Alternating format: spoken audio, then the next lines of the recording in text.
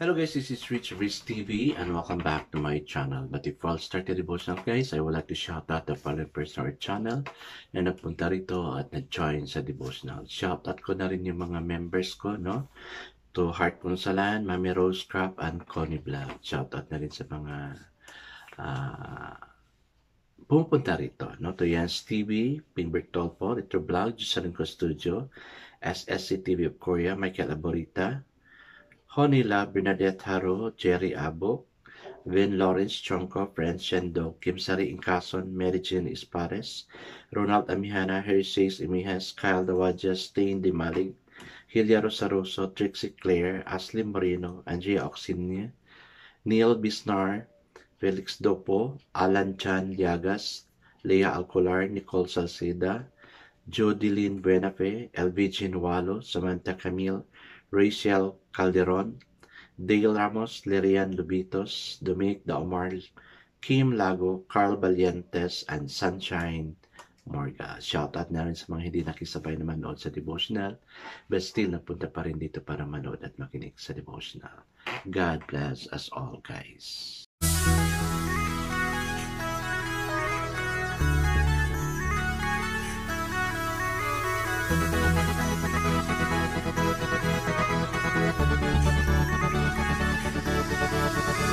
Rich TV, where you heard it, number one is on the top. Good advice will never stop. Rich TV, where you heard it, number one is on the top. Good advice will never stop. Praise God, natapos naman isang araw ng Lunes, no? And the students are very busy preparing themselves for the practice, mga pangangailangan para sa graduation. Kasi yung graduation namin dito, guys, is June 5, no? And of course, I'm so excited to see you passing down the aisles na graduate na kayo, tatanggap ng diploma ninyo. But one thing to, say sa mga estudyante ko, di ako masyado nanonood sa graduation, especially kung tinatawag na yung mga pangalan ninyo. Lumalabas talaga ako ng gym, no? Kasi parang ako ang nasasaktan na, Lord, they're graduating.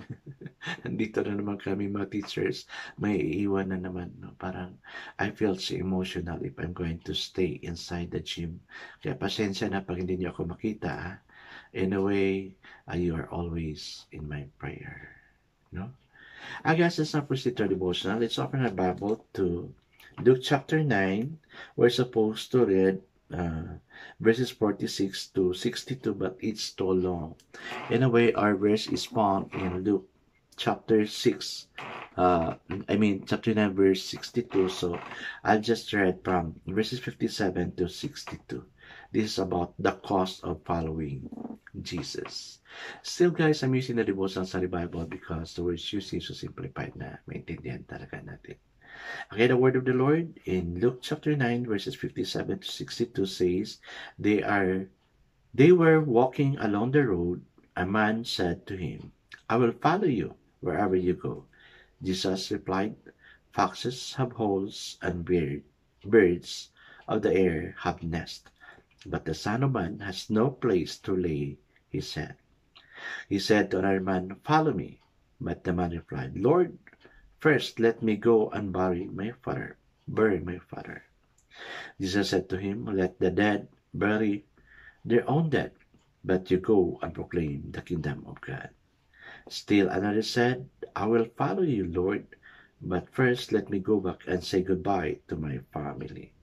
Jesus replied, No one who puts his hand to the plow and looks back is fit for service in the kingdom of God. Amen and amen. I guess let's not pray. Yes, dear God, there are invitations for us to follow you, but many times we justify ourselves because we wanted to go back, like what happened, bury their dead, ask permission to the parents. And yes, it is true, God, particularly in our culture as Filipino, na very close yung family ties. Lord, being called, O Lord God, would mean to serving you, O God, starting sa family number namin, O God, starting sa mga tao na sa paligid namin. Teach us to be effective. Our testimony would mean to them, O God, as they look at us, to follow you. Our action would mean to them, O Lord God, as an example for them to do the things we're doing. And most of all, O God, I thank you for there are those who are coming here, who faithfully come, so faithful to always join the devotional. Lord, thank you, dear God. Thank you for the life, Father God. Thank you that you're going to bless them more fully, Father God. Yes, Lord, we commit all these things to you. In Jesus' name we pray. Amen and amen. The focus verse we have for this evening, guys, is found in Luke chapter 9, verse 62, and it says, "No one who puts a hand to the plow looks back if it fit for service in the kingdom of God." So the title of our devotion for this evening, guys, is "Not Like Me at All."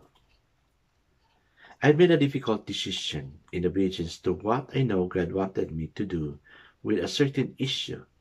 I remember thinking, Riley, this isn't like me at all. The real me was selfish, inclined to self-preservation, and definitely not submissive to God's authority.